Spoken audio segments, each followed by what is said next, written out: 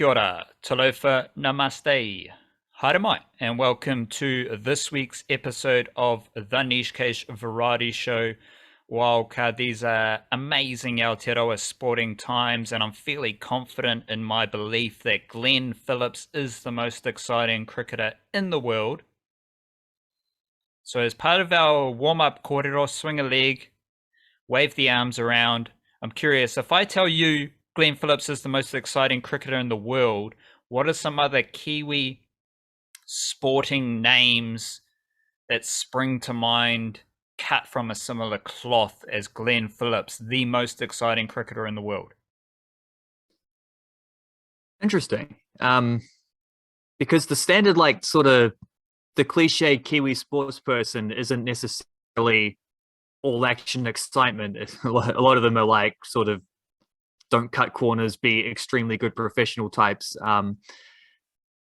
Joey Manu during the Rugby League World Cup, nice topical option, seems like someone who's very much in that mold. And I don't know if other people would say this, but just for me personally, like I watch Steven Adams and I get excited when he gets a screen assist or a defensive rebound, or when he gets an actual assist, I jump out of my chair, like this. I don't think that translates to people who aren't Kiwi basketball fans. I don't know necessarily that even Grizzlies fans are getting that excited about the stuff that Steven Adams does, particularly when you got Ja Morant on the same court as him. But for me personally, just like the meaning of the question, that's how that like Steven Adams is certainly on that list for me myself. I don't know. You got any other ideas as well? We could probably come up with a list if we thought for long enough. I don't think anyone's on the same level as Glenn Phillips, and just how exciting he is in every aspect of cricket, balling out of control, as in with the intensity that old G Philly does. Prior to this World Cup, we did go deep into the Blackcaps T20 World Cup campaign. They defeated Australia. We discussed that comprehensively in the Patreon podcast. Big up the Patreon whānau, patreon.com/Niche Case. Best way to support the Niche Case and all our content.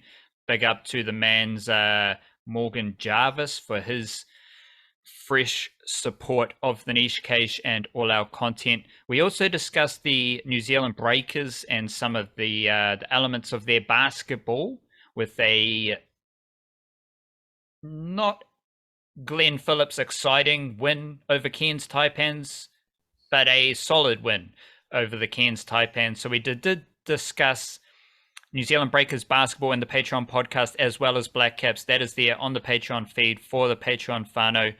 And again, the best way to support the Niche Case and all our content is via Patreon, patreon.com/Niche Case. We also deliver an email dispatch via Substack, thenichecase.substack.com.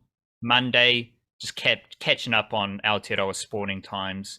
That gets sent out Monday and Friday evenings with all sorts of notes and nuggets about Aotearoa sport, as well as all the links to our website, theniche-case.com, and all the podcast content.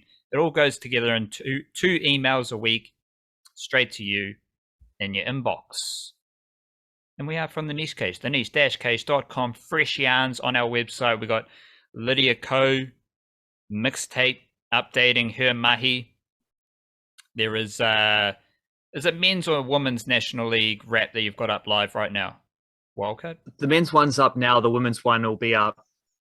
Well, the women's one's going to be in two parts because it was a double header weekend. So that'll be in the first part of that will be up maybe around the same time as the podcast. So there might be a bit of both by the time anyone hears this. There's a Blackcaps debrief from their win over Australia. There's 2 Plunket Shield yarns on the website as well. And there'll be plenty more Aotearoa sporting content coming in the next few days. So make sure you're tapping in to theniche-case.com. Give us some mindfulness, Wildcard. I was going to say give us some wildfulness as a combination, but just give us some mindfulness, Wildcard. Let's go. Yeah, so I was doing my my daily meditations last night, and my brain was running as it always does. It's really hard to clear your head. And I remember thinking I had an idea, like an epiphany type thing. I thought of something really clever, like philosophically about consciousness, and I can't remember what it was because, and that always the case. Like, it was at night, I was meditating, I finished that, I do something else, I can't remember what the idea was, but it's in there somewhere in my subconsciousness. So I was thinking about subconsciousness and consciousness. I thought, well, I got to get a Carl Jung quote, so I did. Carl Jung quote, which is like Carl Jung quote consciousness, Google search done. And the best one I found is this, and it's a goodie too. Conflict exists strictly as an opportunity to raise our consciousness.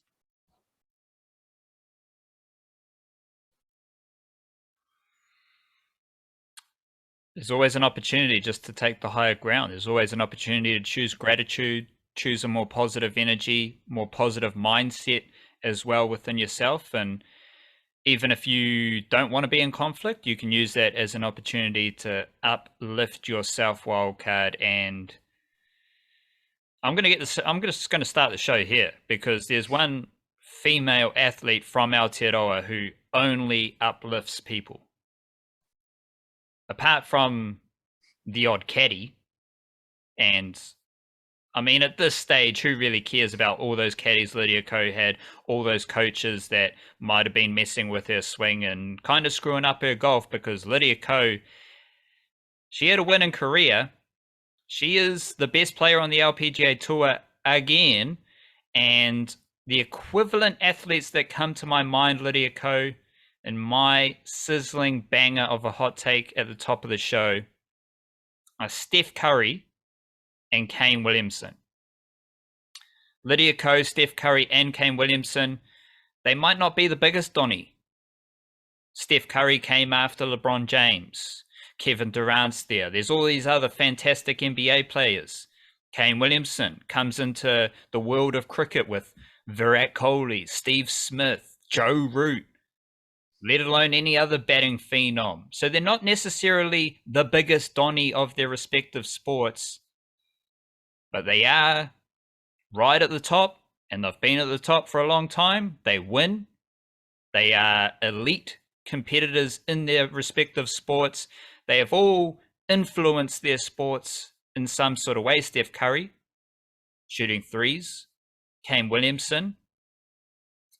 Soft hands has always been a thing batting in cricket, but no one plays soft hands like Kane Williamson. Like, he's brought that in, and now you see a lot of batters just delicately touching the ball on its head. Lydia Ko, who gives a fuck about driving? I just need to be good enough with the driver, get it down the middle of the fairway, and then my world-class short game takes over. Not to mention the respect fellow athletes have for these players.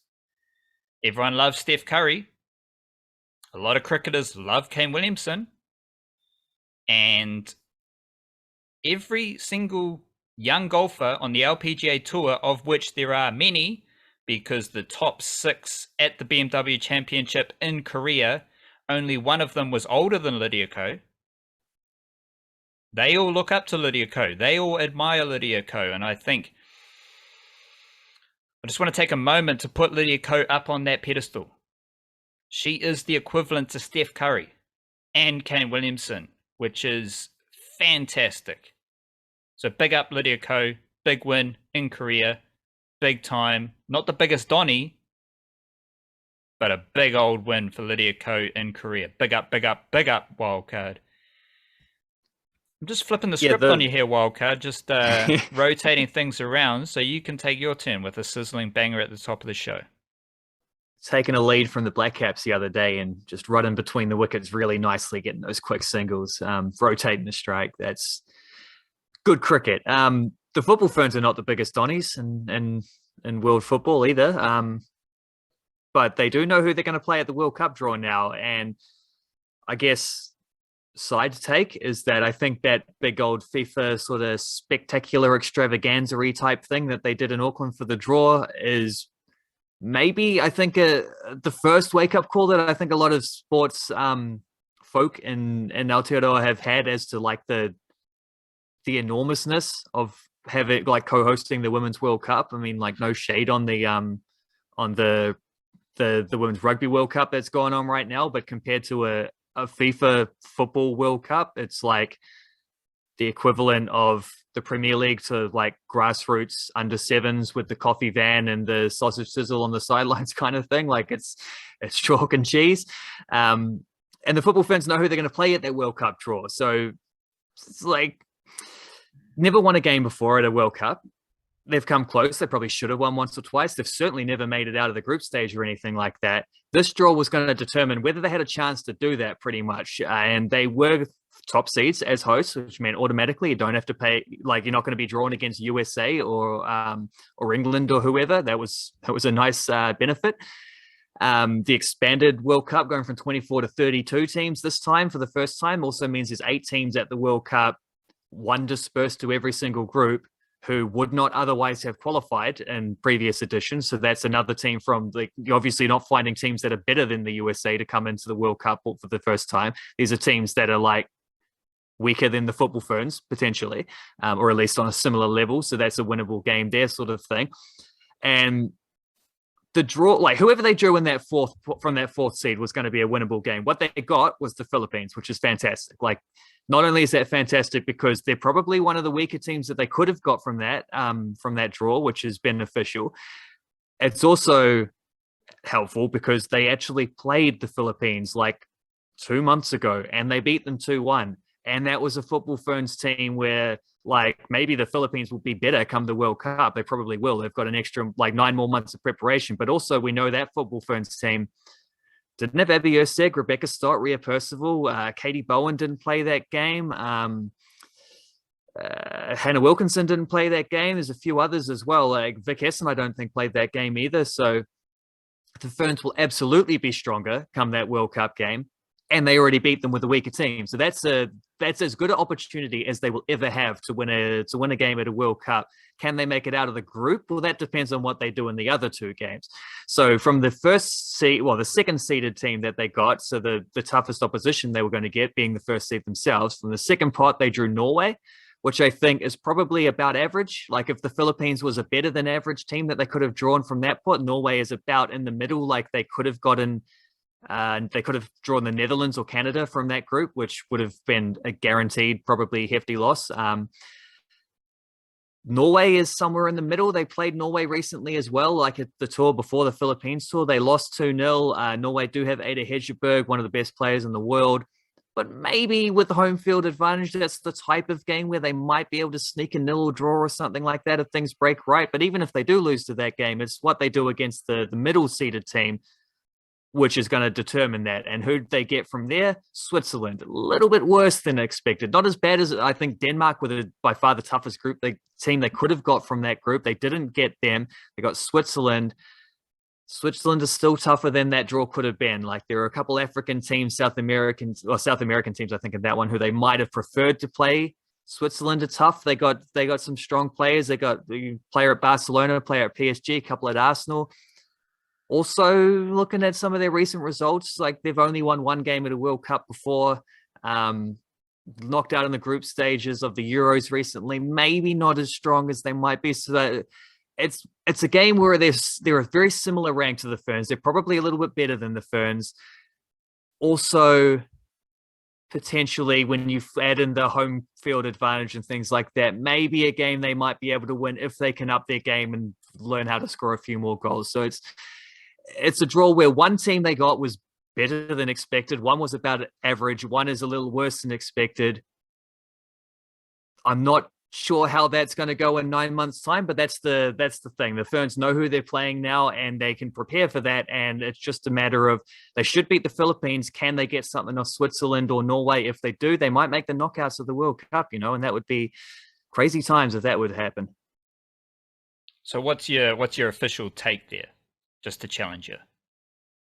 Boil it down. Well, we'll say this. If you got one team that's slightly better, one team that's about average from what they could have got, one team that's better than what they could have got, one team that's worse than they could have got, it's not a draw it's not the best draw they could have got. They could have got the worst team in all of those pots. That would have been the best thing. They also could have got the toughest team in all those pots.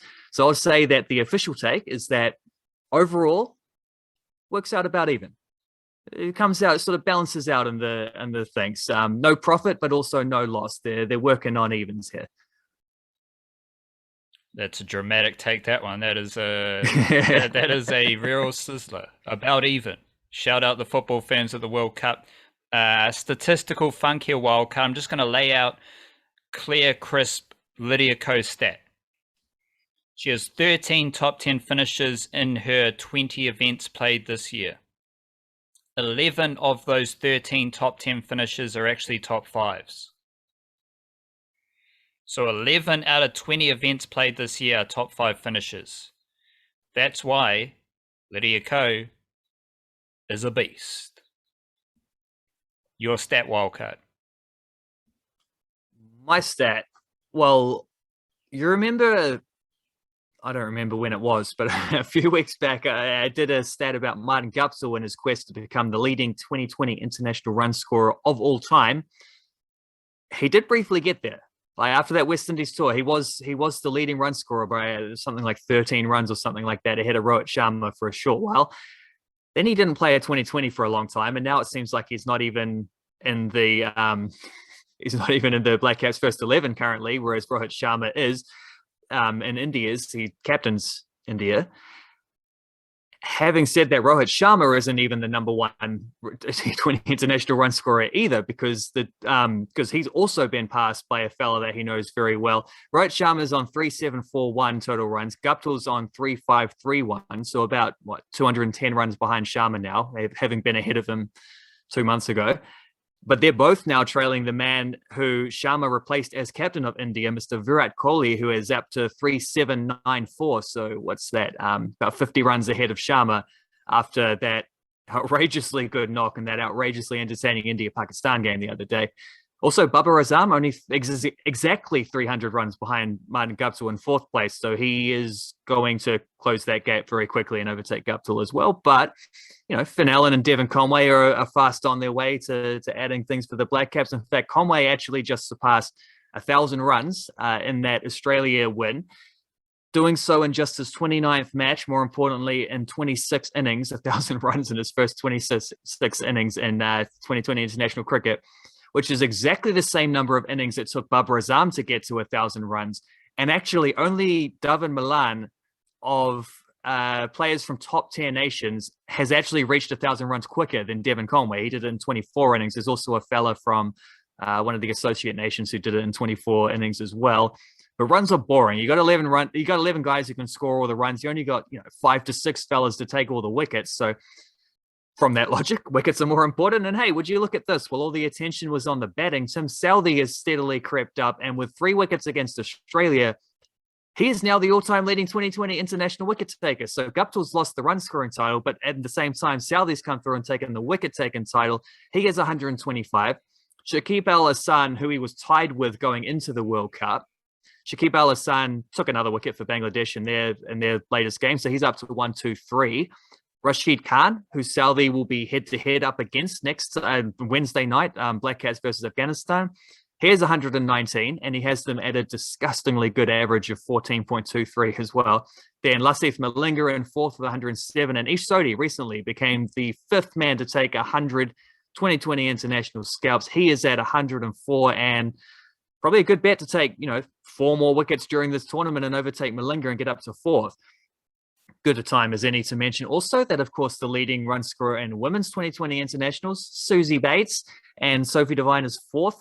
Devine is also 5th in total wickets, albeit with a lot of active players around her, so probably not going to rise up that thing too much higher, but 109 is still a hefty amount of wickets. Second for the White Ferns, which is looking down that list to see who would be second, because you got Bates followed by Devine pretty closely. And then I think Amy Satterthwaite is just outside the top 20 for 2020 international runs. You got to go a little bit further down to find the second White Ferns wicket taker, which is actually Lee Kasprick, 75 wickets, second most all time. And then you got Leah Tahuhu, 56, Bates on 55, and Amelia Kerr just brought up her 50th wicket as well. So there you go. Blackcaps and White Ferns just tallying up the stats in 2020 internationals. Let's go deep into the cricketing mangroves. The Blackcaps won against Australia. It was fantastic.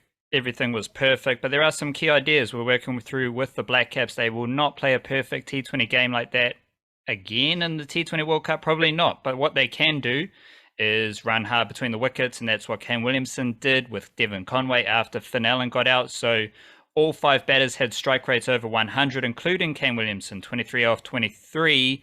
And these are key Blackcaps T20 ideas. Running hard on the first one to put pressure on the fielders, try to get a second, make an error, and as well just executing bowling plans and batting plans. Like we saw Finn Allen attack regular Australian lengths, and if you know what length and you can predict where the bowlers are going to bowl, you're better equipped to hit them for 6.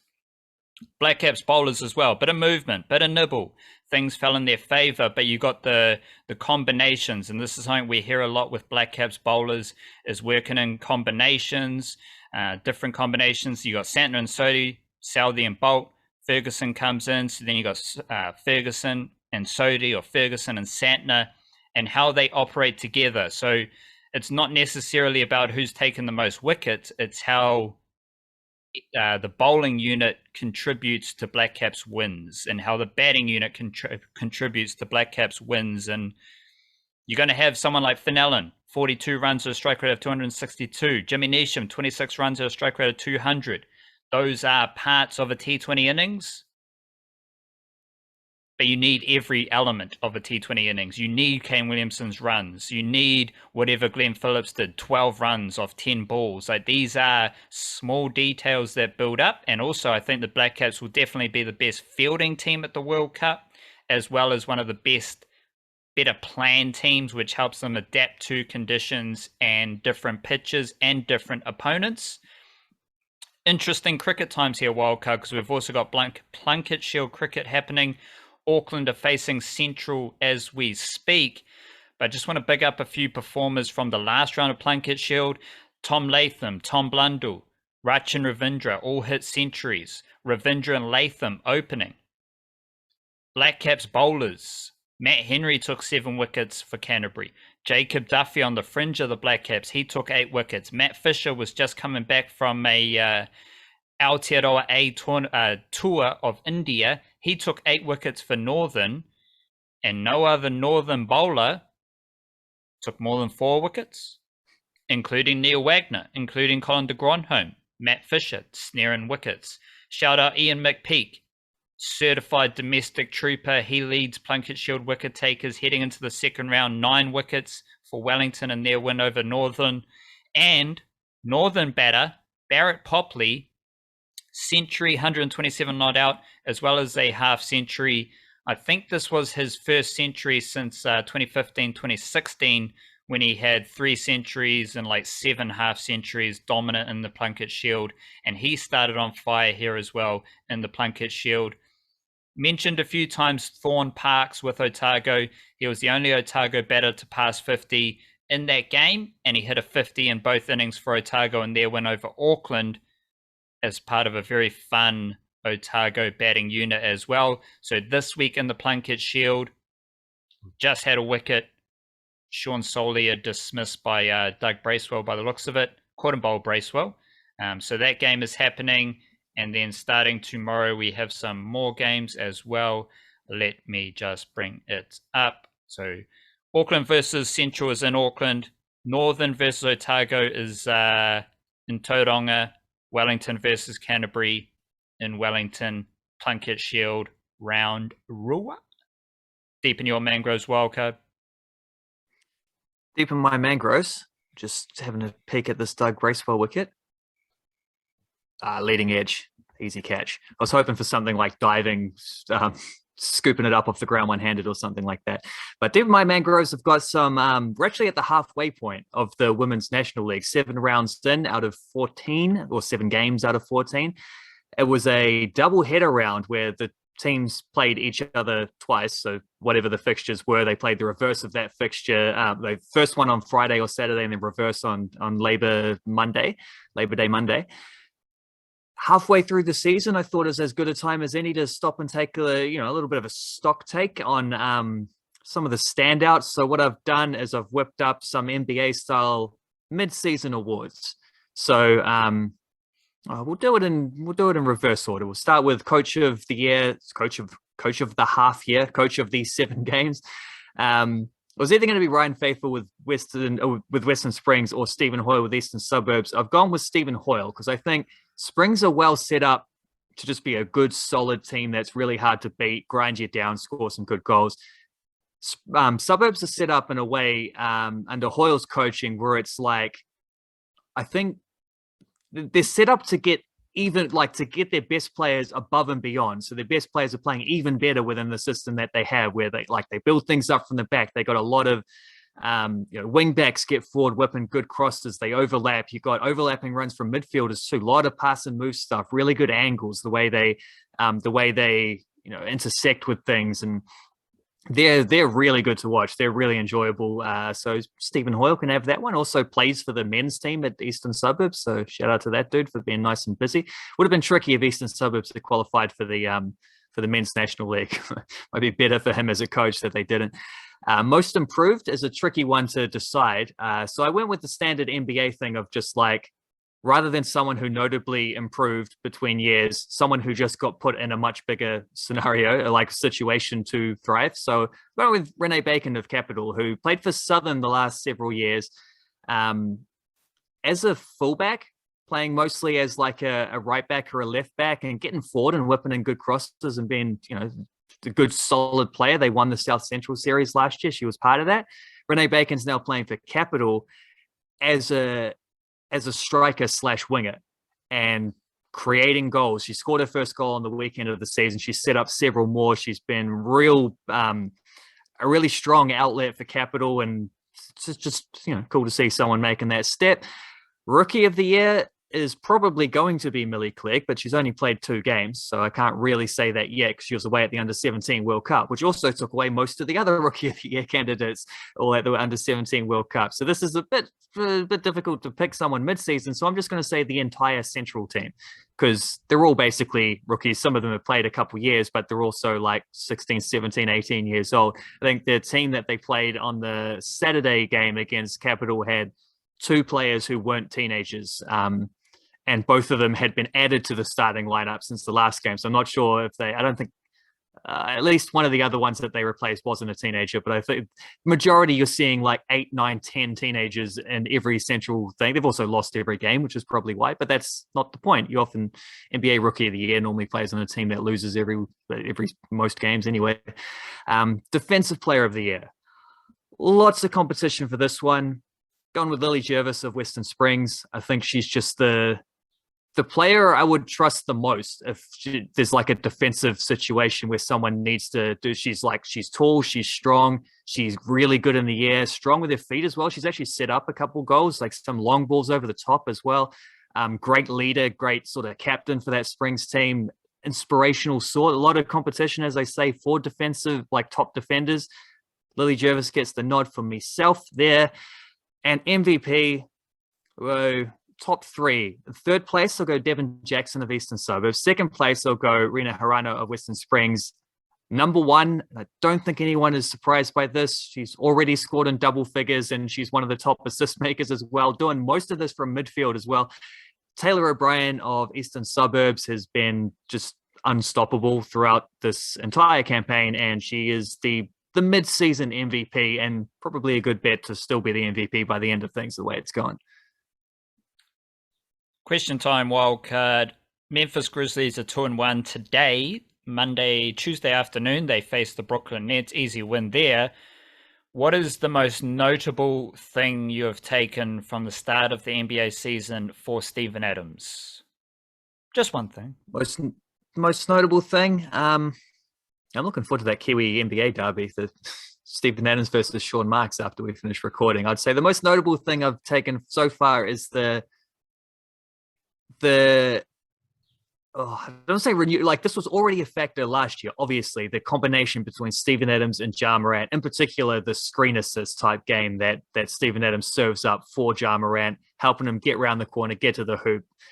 You stop that defender from getting the first step. That's all it takes. Ja Morant's so quick, so athletic, he's done the rest. But I think it's been really exaggerated so far through the first few games where Morant and Adams their minutes are more closely linked than ever. Shout out to our fella Funaki Stats on Twitter, who's done some good research on this. If anyone wants to look at this deeper, and just like I think Adams' place within that team is more emphatic than ever because of he's signed that contract. He's had that first year. Everyone understands his game now. And Ja Morant more than anyone, because you see him get the ball, top of the key. Adams knows exactly what to do, set a pick. Ja Morant has been unreal to start the season, with the exception of the loss to Dallas, where Luka Doncic maybe had a chip on his shoulder and came out and proved why he's still an MVP candidate and all them things. A couple steps ahead of Ja Morant still in the development, but Morant before that, I mean, he scored bundles, and a lot of it is coming from work that Steven Adams has helped facilitate. So that's the main thing I've learned from that. Similar question back in return. Kiwis have won a couple games at the Rugby League World Cup. It's group stages, so it's a little bit frisky. Lots of different players been used so far. Lots of tries been scored. But what have you learned? Like, what lessons have you taken from what the Kiwis have done so far?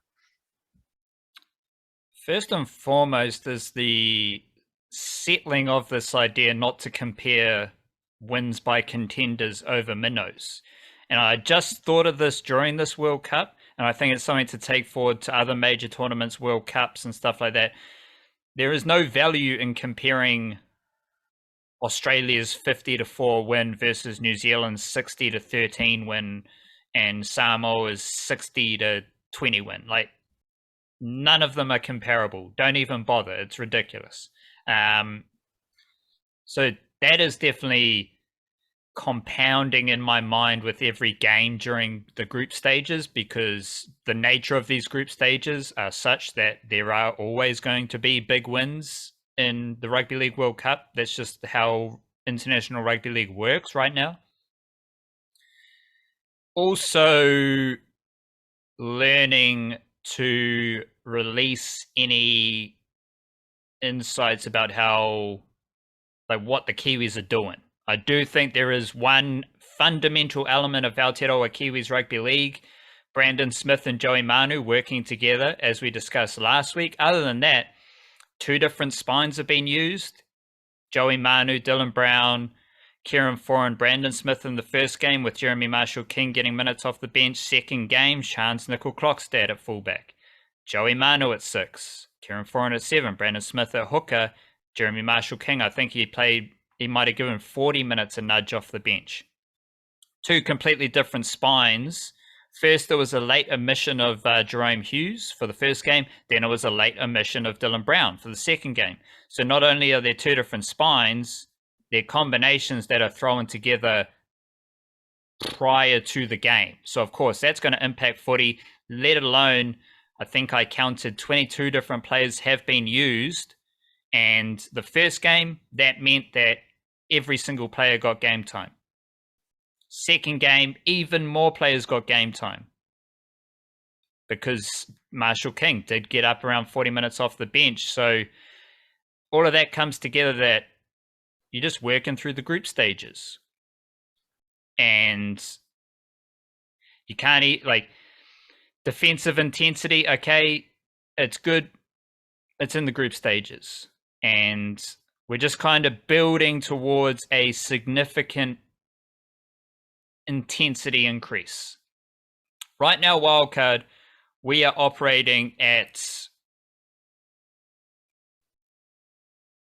a Chris Gale level of cricketing intensity. In a couple weeks, we're going to G Philly land. We're going straight to Glenn Phillips intensity. And that is when things will get really interesting. The weird bit is that we can't really take anything from the group stages into that increase in intensity. We just kind of got to flow with what we have right now, and then we'll see how Michael Maguire is viewing his best team ahead of that G Philly encounter. Right now, we're just cruising, bit of Caribbean, West Indian levels of intensity. Let's just say that, Caribbean levels of intensity, and then we'll increase it moving forward. Musical Jam Wildcard. Want to highlight a couple albums here. We got an album from Mavi, M-A-V-I. new project called Laughing So Hard It Hurts. Mavi, I found him. He did a song with The Alchemist. I think it might have been last year. Then I tuned into him. He's got a new project, Laughing So Hard It Hurts, and again, quite spiritual, quite enlightening, empathetic, compassionate music from Mavi. And then you go to the God Fahim, who is like one of my low-key underground hip-hop favorites. He's got a new project with Jay Nice called The Blood Spiller. It's just really good hip-hop. It's a bit grittier, grimier than Mavi, but equally as entertaining and also uplifting. It's quite interesting. You can have two different types of hip-hop that have a common thread of uplifting kind of spiritual energy as well, which I like. Your musical jam? Yeah, we talked about it last week, but like re-up for the Phaser Days EP that has come out, and I just keep listening to it. So we talk about what I've been listening to. I've been listening to that one still. Is only 5 tracks, but like if that's first of all, she gets through a lot in the 5 tracks, and a couple of those are just outstanding songs. The first and last ones in particular. But also, if 5 tracks isn't enough, you can always just flash back to the 2017 album Morningside that she did, which is also full of very similar classics. That's great. New Arctic Monkeys album. Had a buzz on that one. A really interesting career trajectory from the Arctic Monkeys, where it's like they sound less now like the band that they started off as than ever before. But it's definitely the new one, The Car, it's called. Definitely a continuation of the Tranquility Base Hotel and Casino album that came out a couple of years ago. Like it's sort of a little more of a, I don't know, a loungier type thing. And Alex Turner very much front and forefront, like front and forefront, front of stage, I suppose. And the band a little bit more, I don't know, playing a supporting role now, I think, with the way that band operates. But still, great tunes, great album. Probably like Tranquility Base a little bit more than the new one, but we'll see if it's a grower, because it very well might be. A lot of albums that have slow songs tend to be that way. You got to hear them a few times before they get you.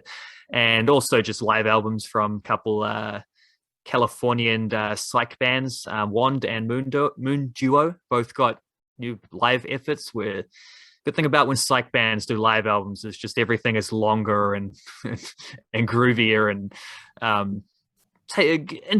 into orbit type stuff. So a couple of really good ones there. Love that Wand one, actually. It's 3 tunes over about 40 minutes. So that's what you want from that kind of thing. That's what I've been listening to. Listeners, do yourself a favor. Go on YouTube and search Arctic Monkeys live at the Reading Festival 2006. Absolutely bonkers, fresh off their first album.